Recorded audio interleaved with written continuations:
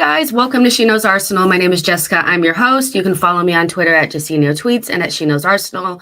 Welcome to another transfer talk. Let's not beat around the bush. You guys are all here to talk about Trossard. As soon as I pressed go live, there was another update from him. He said more on the scoop. Been told talks are very advanced as Arsenal are prepared to close the deal in the next hours. There's actually like typos in here. That's how fast he was typing this. Not early stages, but progressing fast for a permanent move. Full agreement reached on personal terms. It will be a long-term contract for Trossard. So I love these types of deals, like the ones that are like damn near done by the time that we actually hear about them, because hello, like nobody wants to get hijacked and like nobody wants a long ass saga. And like, hello, we don't have time, right? So this has come out of nowhere, which is the best. Leandro Trossard is a player that I think a lot of us kind of liked last season. I'm not sure how you guys feel about him this season, but it's the news this morning, I do think, is being met with some mixed emotions around it, right? Trossard is a little bit older, coming from Brighton, leaving his current club under somewhat of a cloud. And so Arsenal fans have kind of been like, well, what else is out there? Could we bring in a younger player, a more exciting player? But it feels like Arsenal are going after something that's more of a sure thing for the short term that's also not going to cost us a lot of money. And so that's definitely something to look at beyond just like, are we excited about this player? You know what I mean? It's really interesting. I do think that Arsenal understand like they have to get somebody in regardless of, if it's the perfect signing, perfect player, all that kind of stuff, because we're in such a unique situation with very little squad depth. And so I am kind of excited to see this, that we were still working on it, that we weren't just going to do the usual, well, we weren't going to be in this position, so there's no reason to, panic buy and all this kind of stuff. We needed somebody, and whether you like Trossard or not, I do think that he solves at least one issue, which is somebody that can play in those wing positions, and he can play on both sides. That's something that I've seen from him from Brighton. And the thing I like about Brighton players is that they tend to be able to play in a creative system that also has some elements of positional play, which is kind of like what we have. And so I feel comfortable with this. I feel like, okay, cool. Like, get him in as soon as possible, have him there. I don't think he'll be there for Sunday, obviously, but, because we know that we have nobody behind Martinelli and Saka. We just don't, we don't have anybody. And so it's so important to bring somebody in. Now, you guys want to know what my thoughts on Trossard are, or like what my opinion on him is. Last season, I was really impressed by him because of all the big goals that he scored against big teams. If you guys remember last season, one of the things that people really spoke about when it came to Trossard is that in the big games, he scored the goals. And Brighton last season under Potter weren't really scoring a lot of goals, but he would always kind of come up with something. And I swear he got like a hat trick against Liverpool or something like that. But he's a big game player that, has a little bit about him. He's very technical. He can play centrally and out wide. And it's an interesting profile. Like last season, this isn't a Brighton team that didn't score a lot of goals, by the way. He had 8 goals and 3 assists. This season, we're not even halfway through, and he has 7 goals and 2 assists. I didn't even know that because I haven't really been paying attention to him. And he's been out of the team for a minute now. So it's interesting. I mean, he has goals in him, which I think is something that we were asking for. We're asking for somebody that can offer something, some goals, some end product and stuff like that. So, it's not bad. It's not bad. The one thing that I will say about Trossard is that, and the type of deal that this is that it almost pushes Arsenal to have to go big in the summer. And we saw that Arsenal had kind of leaked the news about Declan Rice. Now, if you can bring in somebody like Trossard that,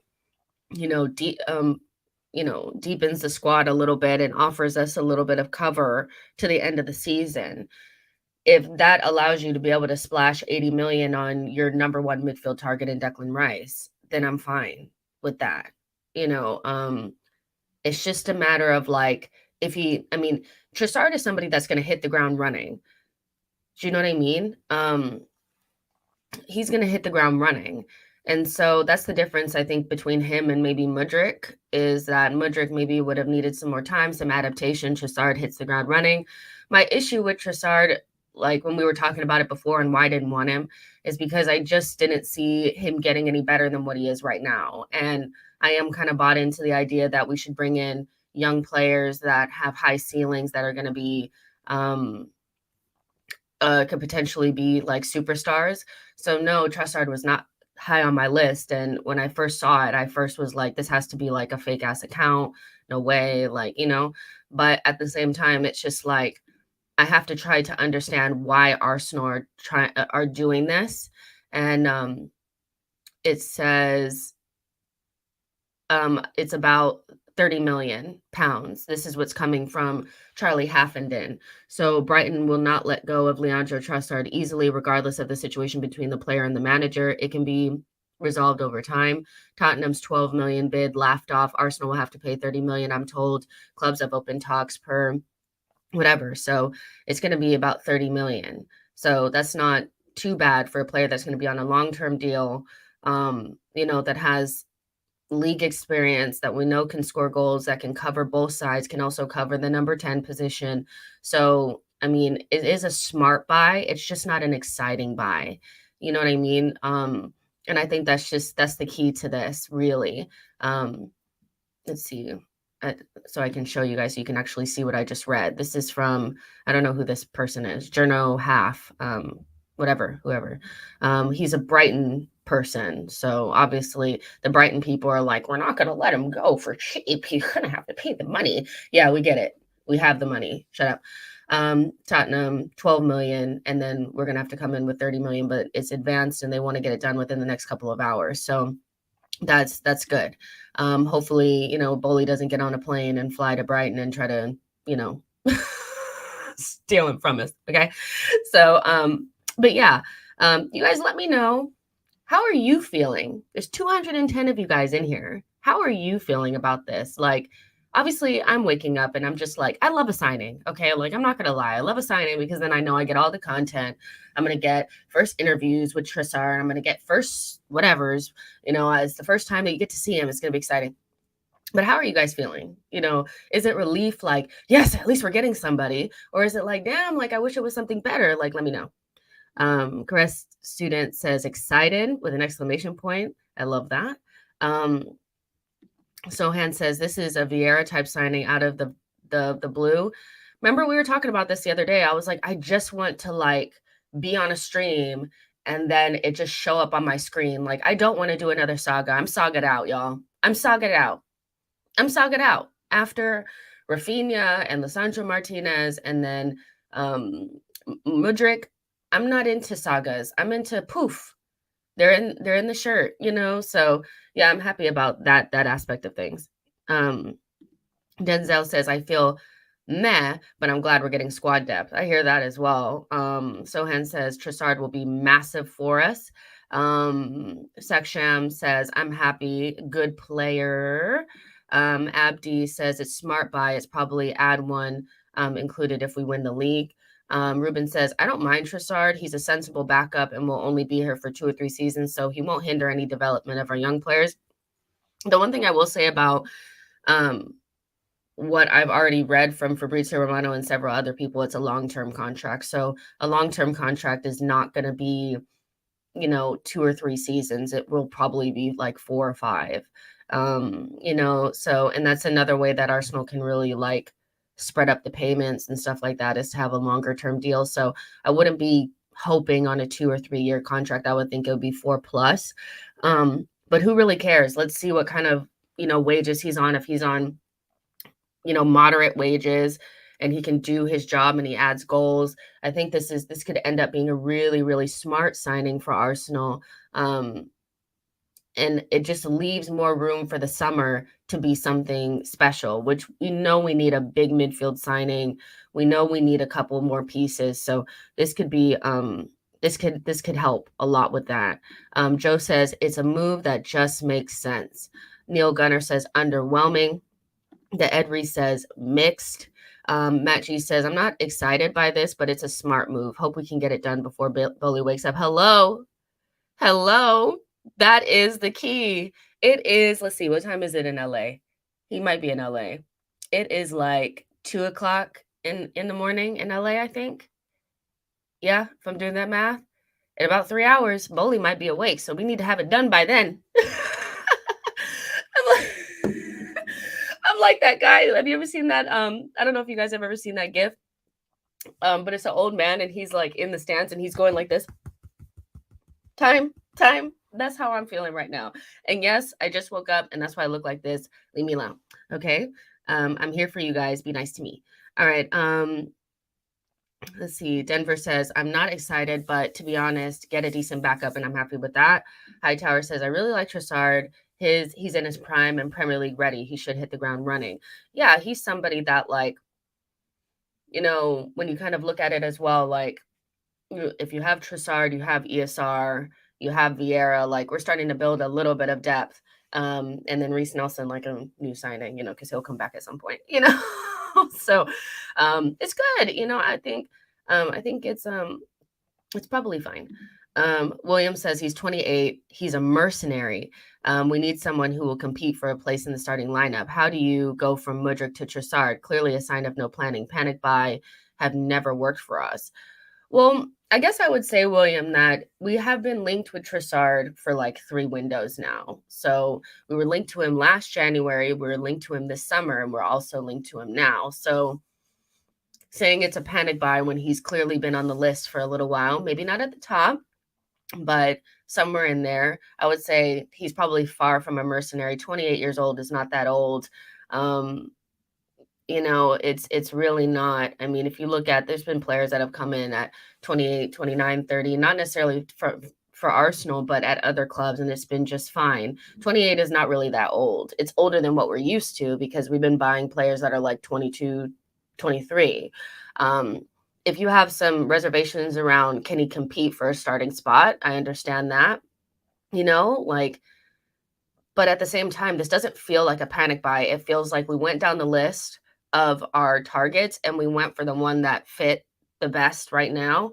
And so it doesn't feel like a panic buy to me. It just feels more like we didn't get our number one target, which is different in my opinion, but I hear the frustration. I get it.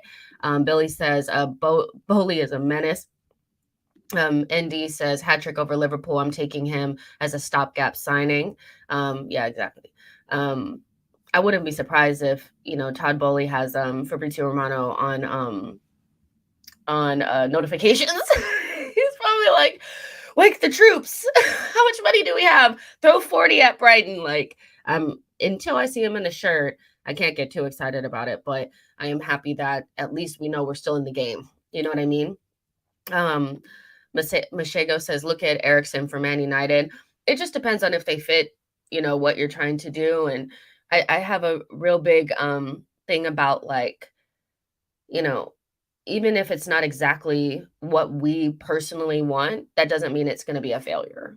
You know what I mean? And I think missing out on your number one target does really, really hurt. And especially when they're a certain profile and they're young and exciting, you go to a 28-year-old that's been in the league for a little bit and it just feels underwhelming, but that doesn't necessarily mean that it's a panic buy and it won't work out for us. Now, Arsenal fans are really, really clever, and over the last couple of days have done a lot of work to try to bring to the forefront the our second signings, or the players that we've gotten after the first deal failed or whatever have always been good for us. And so I do back this as being like a smart buy and something that'll probably work out for us, even if it's not as exciting as Mahalo Mudryk, you know? Dab says, here's my opinion, not excited. Great final action player, best when his touches are limited. Physicality doesn't compare to our wingers. I'd even prefer Nelson, but we need a body. Fair enough. Let's see. Matt G says, not every signing in Jan is going to be perfect age, cost, and profile. I agree with that. And I think Arsenal departing from their plan of young players only, number one targets only, I think shows you as well that they are serious about going after the title. That they're not just going to leave Arteta with nothing. And I'm sure that Arteta has signed off on this. I was going to say this as well. Partey was 27 when we signed him. Like, it's not really a thing. We've signed older players before, especially like under Arsene. We've done that. Been there, done that. I am wondering if we will bring in another player. I've seen a lot about Cedric going out and that Ivan Fresneda coming in. I'd be really interested in that getting done this window as well. A lot of people have been talking about how good that player is, and if he's as good as what people say he is, then yeah. I want him. Sohan says, Jess, Trossard has 7 Premier League goals, same as Martinelli and Gabby. Is having an insane scoring season so far. Yeah, he is. And that's the thing. It's like, and I think Dobbs was saying this, he's a great final action player. Like, he gets into the box and makes things happen. I haven't seen, like, the thing about it is, like, I watch Brighton on the weekends, but I'm not like in it deep, like a Brighton fan would be or a Tactico would be. So I want to go back and look at him a little bit more and see what I see. I just know that it was just always great watching him score goals because it was usually against our rivals. And I was like, Trossard, So I have to go and look again. But I think he is a good player. It was unfortunate because I did watch him play for Belgium in the World Cup, and Belgium were a travesty. So it was hard to see what he was like. But yeah, like, I think he's a good player. Not our number one target, but definitely could add some quality. There's 444 of you guys in here. Like this video, subscribe to the channel. If you're new, which I'm sure a lot of you guys are, subscribe to the channel. We're very, very close to 14K, and that would be amazing. Jack Sparrow says, plans for Rowe. I would rather sign Vlahovic. We need a striker. Rowe can play wide. Nelson showed promise. Yeah, so I don't know what Smith Rowe, the plan is for him. I think he's just going to play everywhere that he can. In terms of signing Vlahovic, I really think that ship has sailed. I'm not convinced that we need a striker. I think we need another attacker, somebody. The way that we play does not require a striker. So I don't know why we'd need a number 9. Not right now. And Nelson showed promise, but he can't stay fit.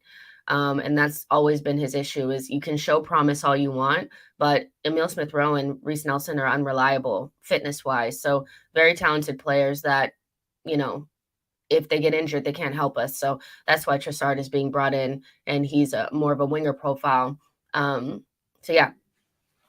Troy Boy, thank you so much for your super chat. Says, why do Arsenal fans have an idea that you're only supposed to sign players under 21?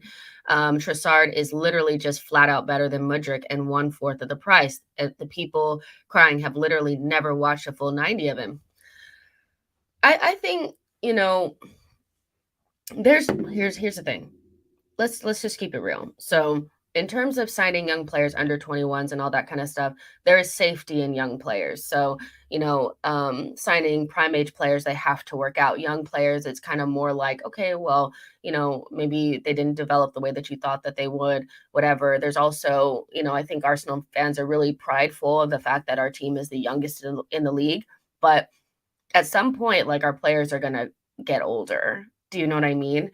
And so I don't think the plan for Arsenal is to keep a young squad that is full of under 21 players. I think that was something that had to be done because of the state that the club was in. The fact that Arteta could not get anything out of those senior players that first year. So we had to change, the whole entire structure. We weren't in Europe anymore. I think had we had been in Europe, we would not have only went for young players. Had we had been in Europe, we would have just kept on with what we were doing. First season, we bought Thomas Partey, who was 27, and Gabriel, that was 22. So that looked like more like a mixed approach, and we brought in Willian. And then we went really young because if you don't have Europe and you're in a really bad position in terms of like financially with your contracts and stuff like that, bringing in talented young players can help you get back to where you are.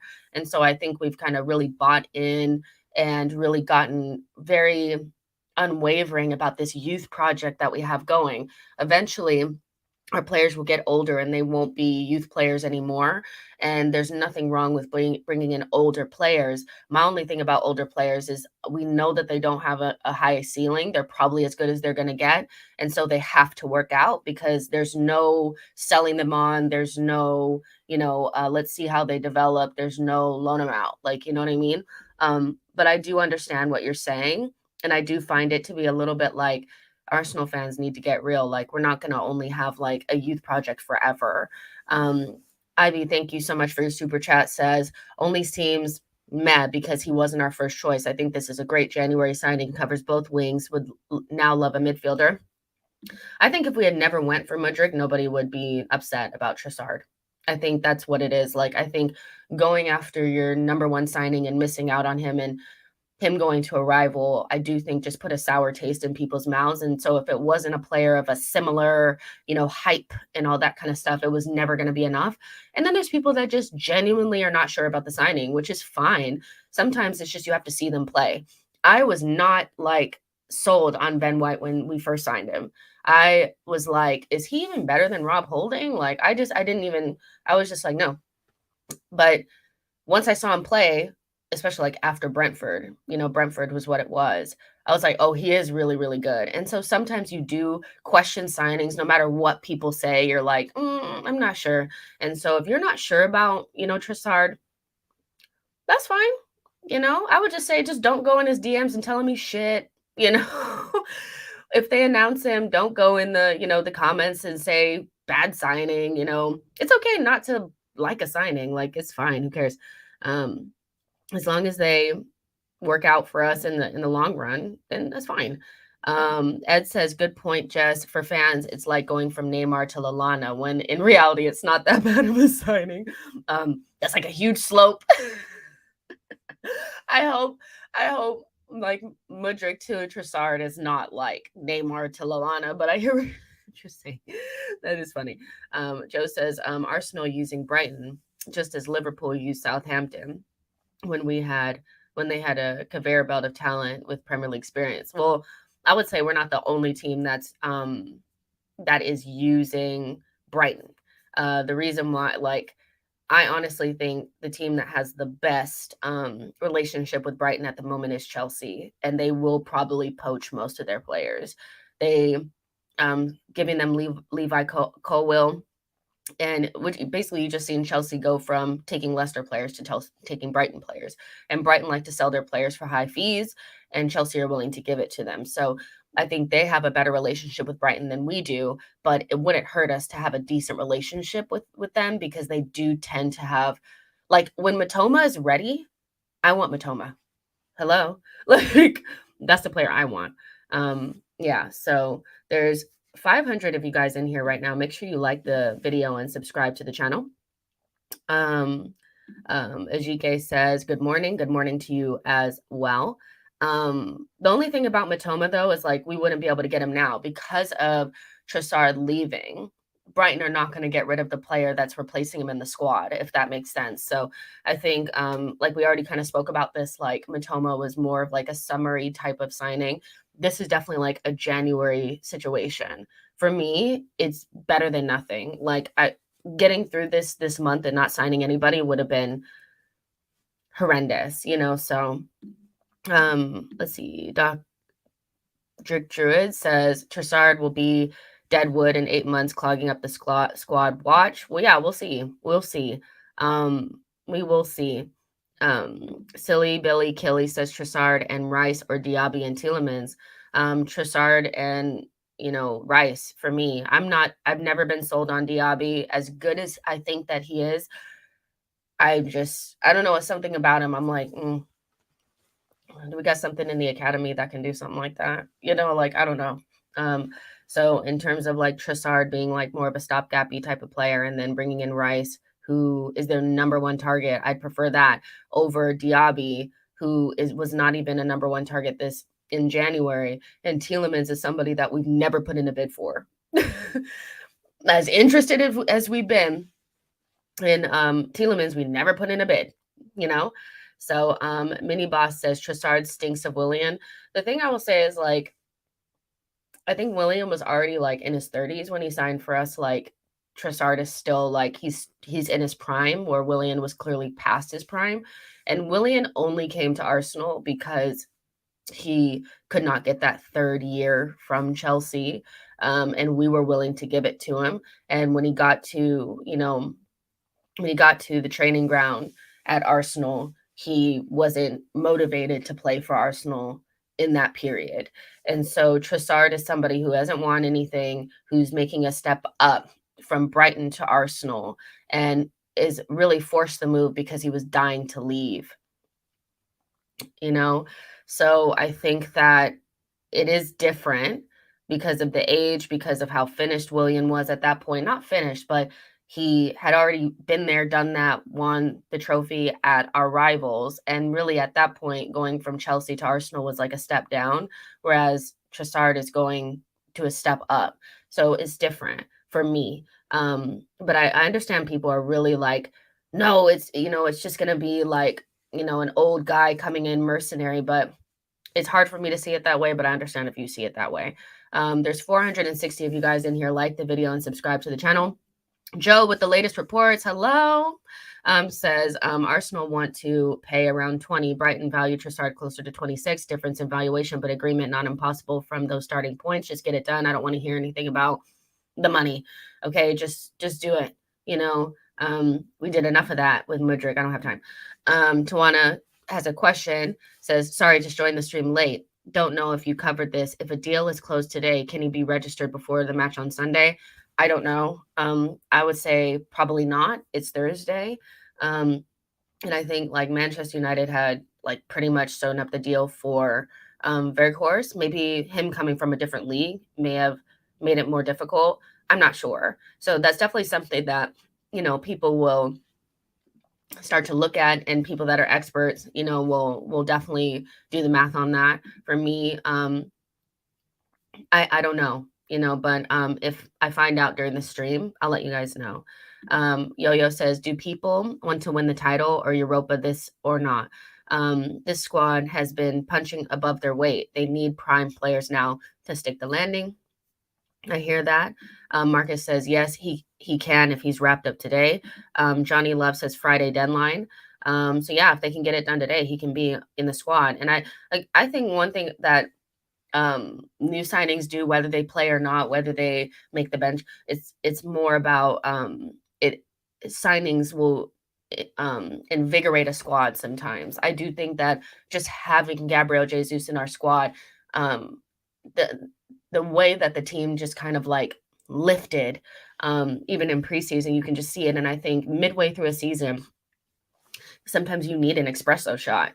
You need a little bit of a punch. You need something to kind of get you over the line. And a new signing is really the only thing that can do it. And so I think regardless of if he's a world-class player or not, having somebody in there that is actively trying to take your spot will definitely light a fire under some of our players' behinds. Saksham says 3 months ago, everyone was saying Trossard was a baller. We should get him and all. Mudryk deal damaged us. So now we only want Neymar and Mbappe. I hear that. Yo-Yo says the only negative on Trossard is him probably arriving to the club after burning bridges at Brighton. This is the kind of player we need to let Saka and Martinelli. This is the kind of player we need to let Saka Martinelli start off the bench. Let's see. Martin says he's only having problems with De Zerbi because he wanted a move for 18 months.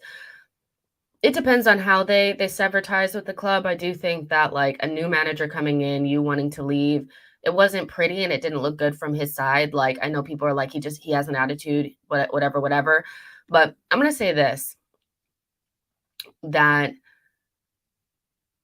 if we think that every single player that we bring in is going to be a fucking angel and they're never going to have issues with managers, they're going to have a clean, record and all this kind of stuff, it's just not how it goes. And in my opinion, the better the players are, the more likely they are to have a little bit of an edge to them. You know what I mean? And so I would say it's not necessarily the end of the world if a player didn't get along with his manager, it was a fallout and all that kind of stuff. It's just a matter of how he treats Mikel Arteta. And I'm sure that he's spoken to Mikel, and it's not something that we have to worry about. Is he going to be a bad egg and all this kind of stuff? I'm not seeing bad egg. I'm seeing somebody who really wanted to leave, and had a spat with the manager. It wasn't great the way he did it, but every player is not going to be perfect. I think we have to be, realistic about that. Let's see what you guys are saying. The more AFC are preparing an official bid for Trossard, while personal terms have already been agreed. It looks like Trossard could be their man. Things moving quickly. Just get it done today. Hello. Rendition says, I back Arteta, but I have serious doubts about Edu.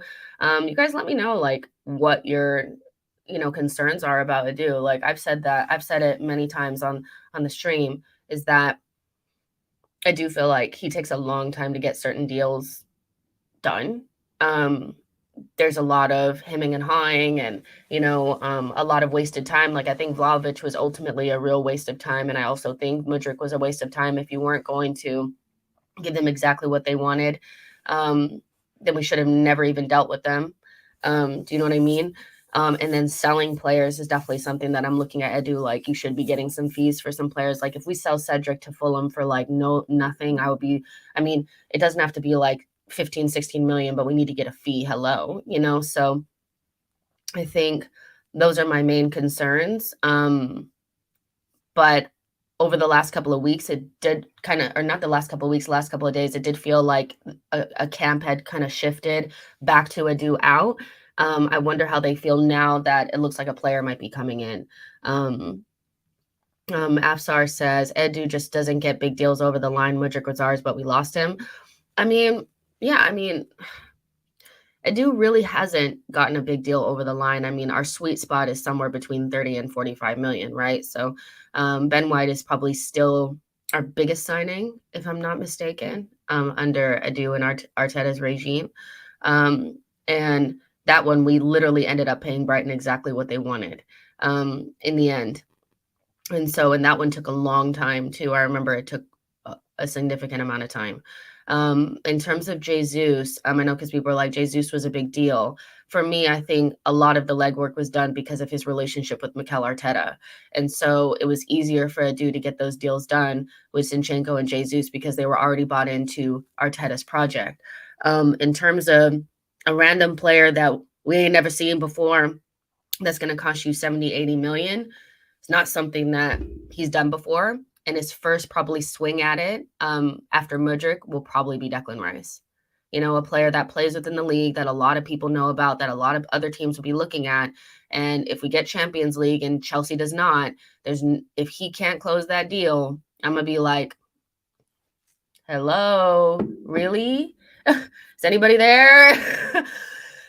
So yeah, I think that's something to look out for the future. I think he has done really good things though. I'm not going to go back and say he's terrible because he hasn't gotten some things right.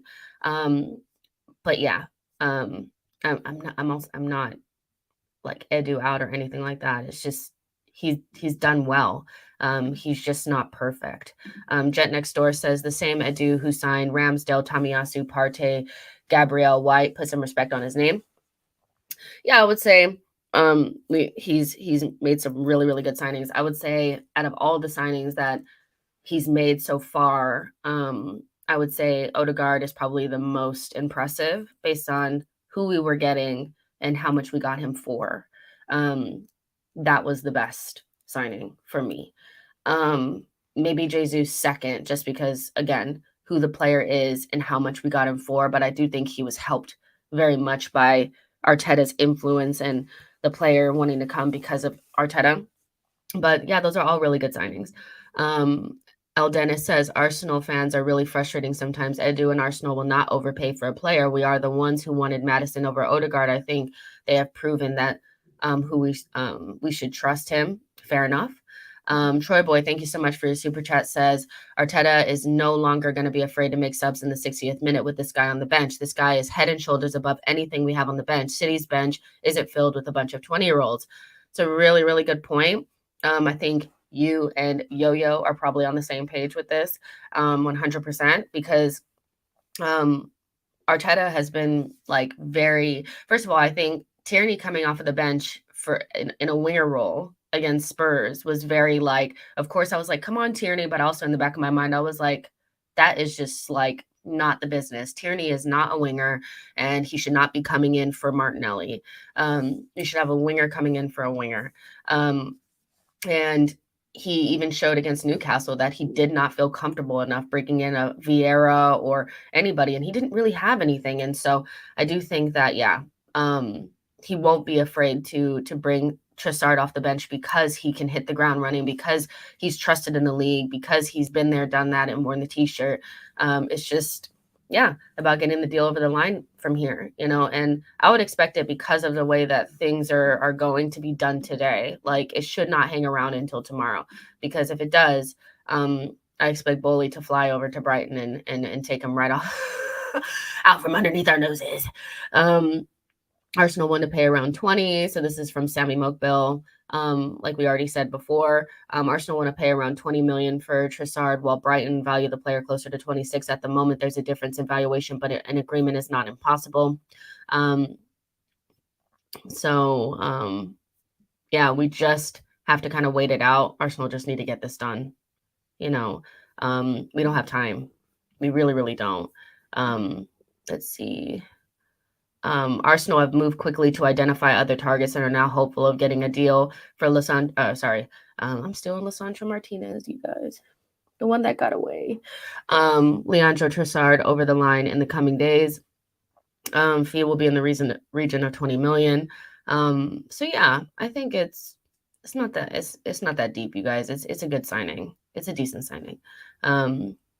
Let's see. Arsenal have open talks with Brighton for Trossard. Talks still early days. That's from Charles Watts. I don't listen to anything he says. He has no exclusives. He doesn't know anything about anything. No offense. So yeah, we'll see. It should get done today. Like, come on. Like, get it done. They don't want him there anymore. We need a player. Get it done. The gentleman Gunnar says, what you fail to understand while sitting behind your phone or keyboard is that our squad and club needed an overhaul the same way Man United currently does. It's not just about one or two players. Not sure who you're saying that to, but I always felt like we needed an overhaul. So I know you ain't talking to me. Okay. Real estate with Lasanda says, just pay the damn money. This club and transfers. Yeah, I know, right? Troy says, whoever we bring in has to make an impact. That's why we want them. We're in the greatest position we've ever been in years to win a title. Forget the top four. We are a short fix. We are short, fix it, and let's win the thing. Stefan says, should we go after Jesper Carlson from AZ Akmar, 63 goals and assists in 100 games in 2.5 seasons? I don't know who that is, so I can't speak on it. But yeah, I'm not sure. I don't even know that player, but they sound like they have lots of goals in them. Khalid says, Jess, most Arsenal transfers gets completed on Fridays or Mondays. That's good info. House Hot Sauce says, if Arteta wants him, I want him. Trust the process. Sohan says, look at Liverpool signing Mane and Jota. SheKnowsArsenal. This gives me Liverpool buying Mane Jota vibes, and look how they turned out. It's definitely, had we had never went after Mudryk, people would be looking at this so different. I am convinced by that they'd be looking at it as a smart signing, especially if it had gotten done weeks ago. So, yeah, I think it's a smart signing that doesn't cost you a lot. If we can get him for 22 million, 23 million, I mean, that's a snip, so I think, and we just have to see how it works out. If he comes out there and he scores a goal against Manchester United, then everybody will be like, it's a signing of the lifetime, so we just have to see how it works out. Yo-Yo says, do you think Partey will last 40 games this season in all competitions? If not, why do you think the club believe he will?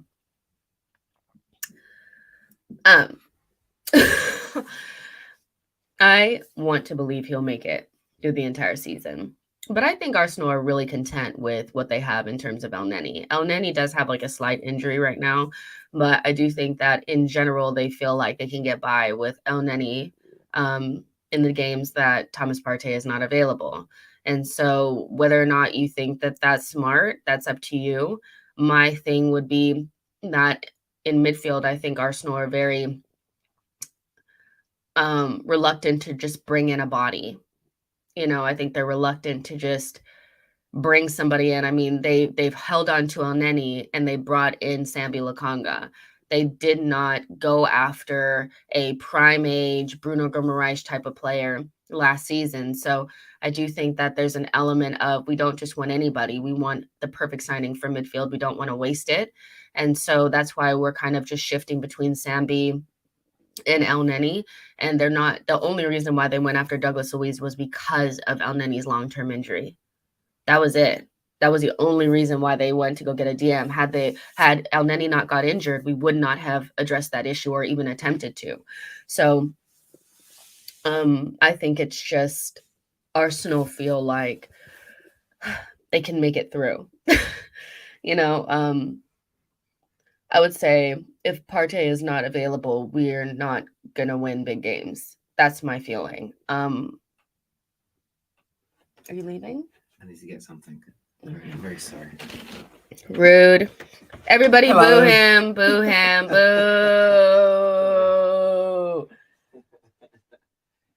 Oh, you're getting those. Are you leaving? Yeah, I'll go then. Okay, bye. See you later. Oh, you're cold. So yeah, don't mind him, y'all.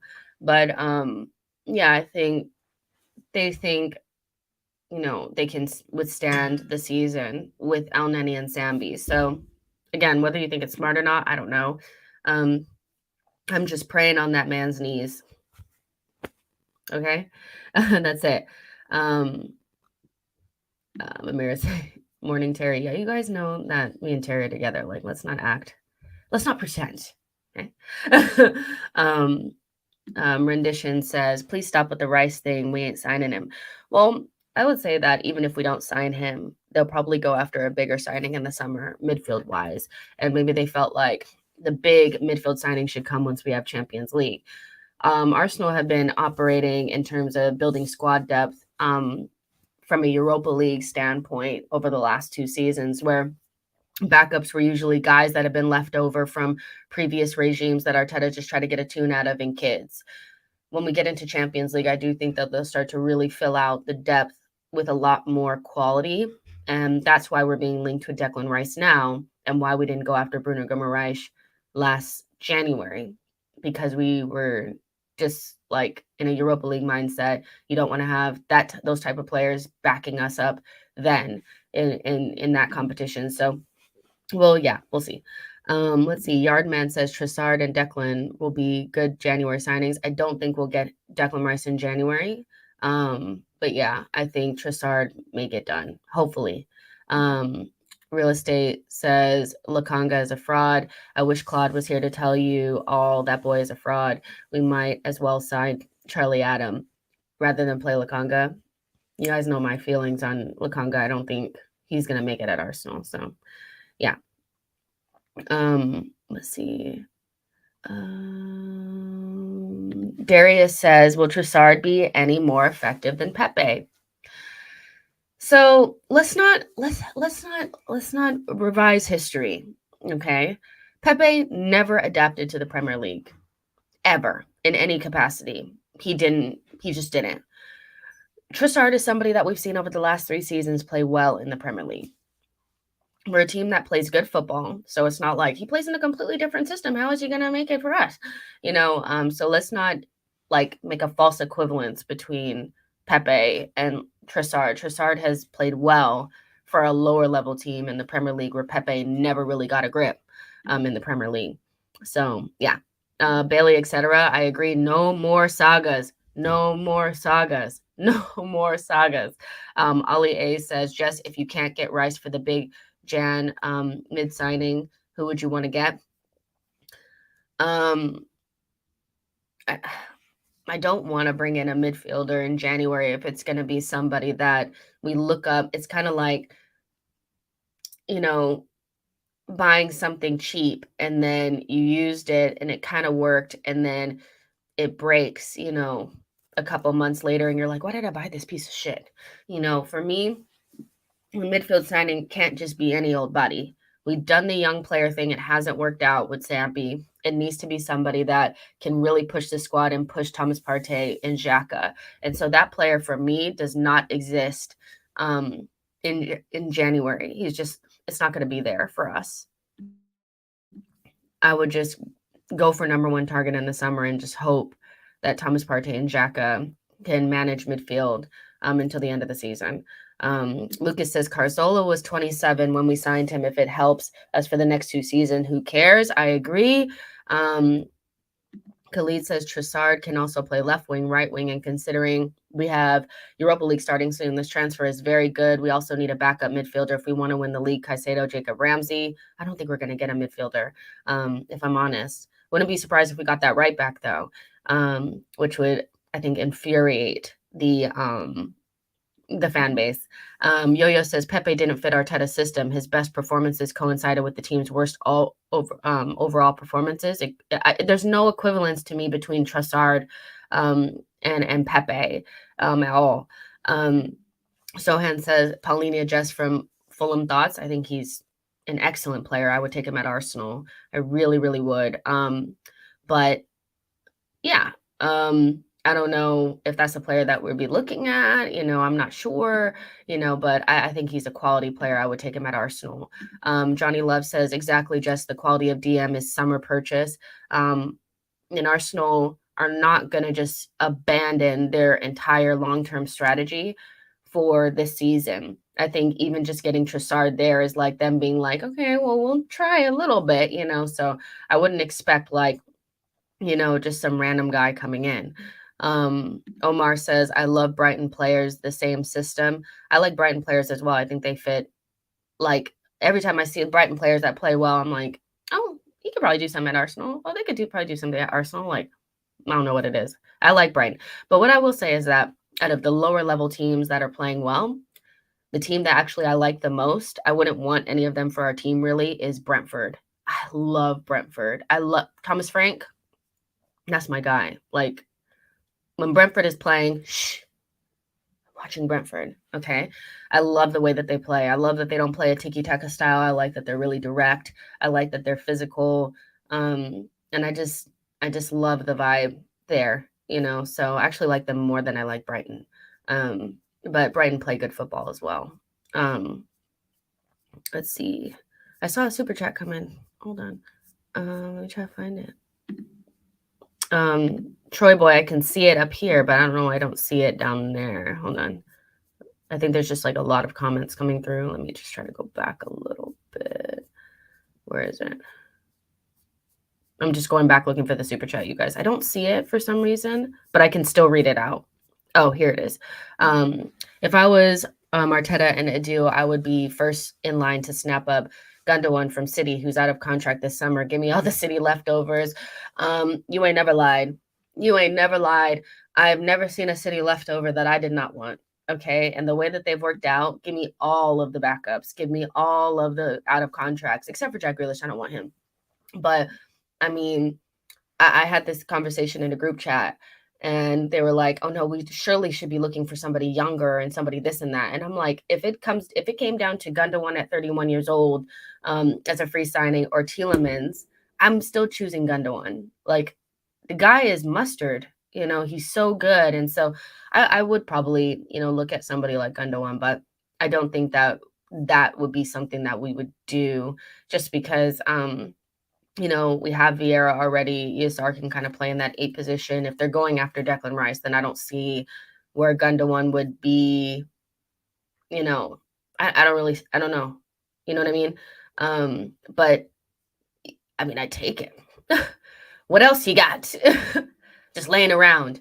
Yo-Yo says, if I'm not mistaken, the club were undecided between Gundogan and xhaka, but chose the latter due to the Germans' injury record while at Dortmund. Yeah, and for a long time, it looked like City had made the better decision. and Gundogan cost them 20 million, which of course you get a more cut price deal for somebody when they don't have 20 million for Gundogan besides the, injury records is a good deal. Do you know what I mean? And xhaka, we didn't use him right for years. And we almost paid, we paid 35 million for xhaka. Like, but yeah, yes, Ed, Diet City. No, I'm joking. But yeah, for me, like sometimes like if Gundogan were to replace El Neni in the squad, I would take it, you know.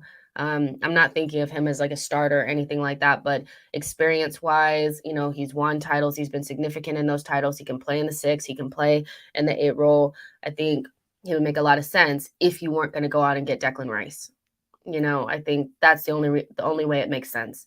Sergio says, do you believe we will sign anyone else up front or midfielders during the January window? If so, who would you want to bring in January? I don't think we will. I think we're in a one signing situation. And if we then other signing, I can only see it being that right back, because we'll be moving Cedric on and then you want to bring in somebody to replace him. And he's more of a long-term vision towards the summer type of signing. So I could see the right back coming in, but in terms of midfield and attackers, I don't see it because we also are looking forward to, right now we're looking at the squad.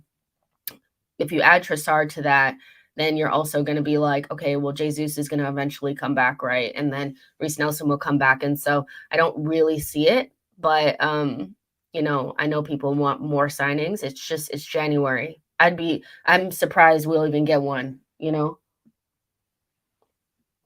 it's cold now. Okay. Let's see. Crispy, I think that's what it is, says, yeah, I can get behind Gundo as a squad player. Billy says McAllister is the one. I would take McAllister in a fucking second. Okay. Like, he is like exactly what I would expect the left 8 to be in Arteta's system.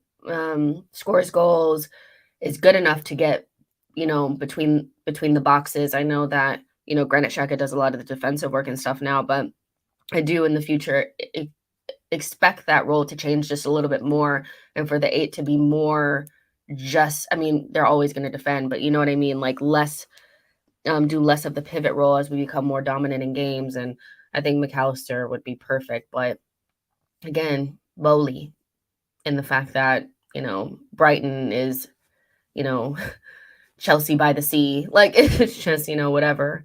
They're now a part of Chelsea B. Khalid says, Martinelli, Jesus, Saka starting, and then you have ESR, Trossard, and Eddie on the bench. That's not bad, but not great either. We have to build it over time, guys. Like building depth does not take, it's not, we've just finished the starting 11, basically. Still probably some tweaks you can make to the starting 11, but this summer we completed the starting 11. That's the group that's going to go forward for us. Building depth is going to take a couple of windows to do. So I do think that, like, of course we want it, but it's going to take time. We just barely got the starting 11 together. Do you know? Yo-Yo says people need to stop revising history with Xhaka. He played in different roles in the team in the same way White has, Martinelli, and Saka. The Swiss simply struggled with what the club asked him. I think they played him out of position. I don't think he ever played box to box the way he's playing now. That's my feelings on it. Johnny Love says Brighton would not be selling Trossard this window if it wasn't for the issues between him and the manager. All in all, a good January signing and hopefully help us in the second half of the season. Sawande says, you are disrespecting Brighton. It's reverse. It's Chelsea. Reverse Chelsea. It's Brighton B. Fair enough. Let's see. Magnificent says, I would be pants down if we went to sign Neves and Rice in the summer. That would be an upgrade on midfield just like that.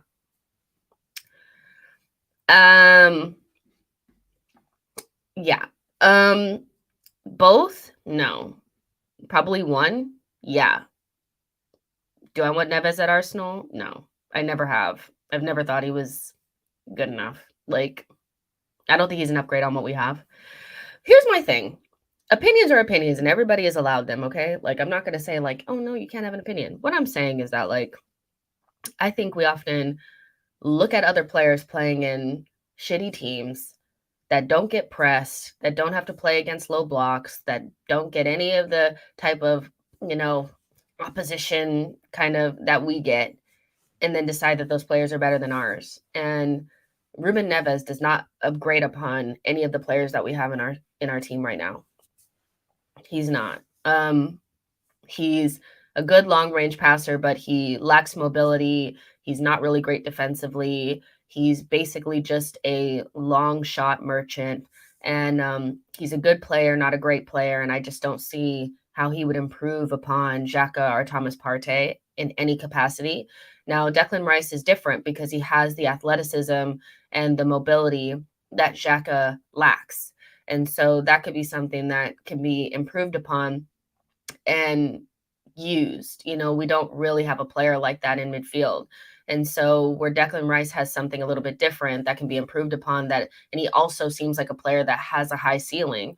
Ruben Neves, to me, I just don't understand the love for that guy. Every time I watch Wolves, I'm like, ooh, he is not that good. But everybody is allowed opinions, and like, I respect your opinion. I just disagree. Let's see. Mashego says Bellingham is a player that would signify a statement signing if we have the money.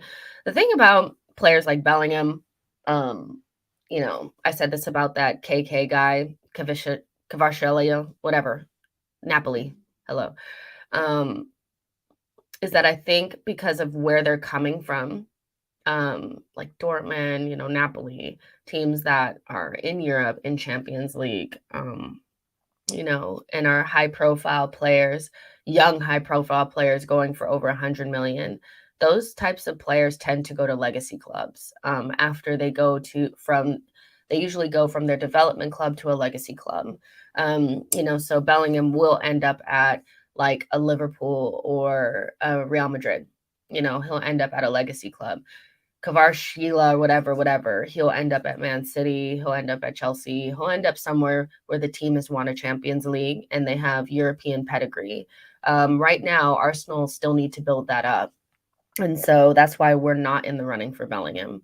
We're not in the running for Bellingham because from him to go from Dortmund to Arsenal, for us, that feels like a step up. But for him, he's like, they already play in Champions League. Arsenal will just be getting back into the Champions League. I want to play for a team that could potentially win the Champions League and win whatever league they're in and has some European pedigree. And so that's why we're not in the running for Jude Bellingham. It's not to say that we'll never be able to sign those types of players. It's just we're not at the front of the line because there's just certain boxes that we have not ticked. And we've been kind of out of the story for a little while. So, and that's why we'll be more in the running for Declan Rice's versus Bellingham's. That's just it. And I love Arsenal. I'm not saying I don't love Arsenal and I don't think we're a big club. I'm just saying those things matter. I don't think Arsenal is I don't think Arsenal is, I don't think you can be considered a legacy club if you haven't won the Champions League in its current form to young players like Jude Bellingham. Do you know what I mean? So yeah, Billy says on depth option, people are saying City's depth is great. I don't see it. Grealish, Holland, Mahrez with Foden, Alvarez, Bernardo, it's not that great. I still think it's pretty damn good, to be honest. Let's see. Ali says for Jude, you have to do a lot of groundwork. I agree with that. Basically what you have to be able to promise him is that you're going to be able to compete for a Champions League and win the Premier League and sustain that level for a significant amount of time. And I don't think we have the track record yet to be able to attract a player of that stature. And that's why he'll end up at a Real Madrid who can say we'll always be fighting for titles in La Liga and we're probably going to be in line to win the Champions League. Do you know what I'm saying? So now I'm not saying that Arsenal are not a big club. We are. We're missing a couple of things. And I don't think any, Arteta's project or being able to sit down with Jude Bellingham would be enough to get him to not go to one of those clubs. But I think we're firmly in the running for somebody like a Declan Rice that can improve us. Prince Tutu says, Jess, don't you think fans should know the kind of players that fit the Arteta system by now rather than just throwing around a bunch of names? No, I don't think so. I mean, yes, but at the same time, like I think Arsenal fans, some Arsenal fans don't give a shit about systems and styles of play and all that kind of stuff. They just want to see the players that they like on the carpet, at the carpet. And so, yeah, sometimes it is like, well, that player would never fit us, but I kind of understand, you see a really good player, like I don't know. You see a really good player, center forward, number 9, and you're like, I would want him banging in goals for Arsenal. Some people aren't going to think like we play a fluid system and all that kind of stuff. So I can let them slide for that. I mean, it is what it is. Some people just don't care about that. They just want to see the best players in the world play for Arsenal, you know?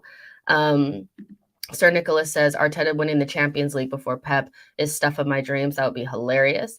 Ollie A says, Jess, what about Mateus Nunes? What are your thoughts on him? I haven't been impressed with what he's done for Wolves as of yet. I think, stepping up from the Portuguese league to the Premier League can be quite difficult, especially in a weird situation where they're changing managers and stuff. I would like to see a little bit more from him. You know what I mean? But I think he's a good player that just needs a little bit more time to cook, Let's see if there's any more information before we get out of here. It's just so annoying seeing Fabrizio Romano and Ornstein talk about us now. Because I'm just like, you guys we never get the players that you say we're linked to. We never get them. And you know what's funny? Because today I was going to get on here and we were going to just kind of talk a little bit about what happened yesterday in the game with Manchester United, how we think that's going to affect, we haven't even really spoken about it. We haven't spoken about the fact that they dropped points, which is good, and that Casemiro is going to be missing. We didn't even get a chance to talk about that. That's what we were supposed to be talking about. I guess we can talk about that later. It's fine. But yeah, Sunday is going to be really interesting. It'll be so good to get the signing over the line and have him on the bench, but we'll see what happens. But yeah, there's 450 of you guys in here, and I've seen so many names that I've never seen before. So I know you guys are new. Make sure you guys like this video and subscribe to the channel. Share this channel with a friend. If you're just, tuning in, just keep watching, to the end. We go through everything, all questions, comments, and all that kind of stuff. So yeah, don't click off just yet. And I will talk to you guys on the next one.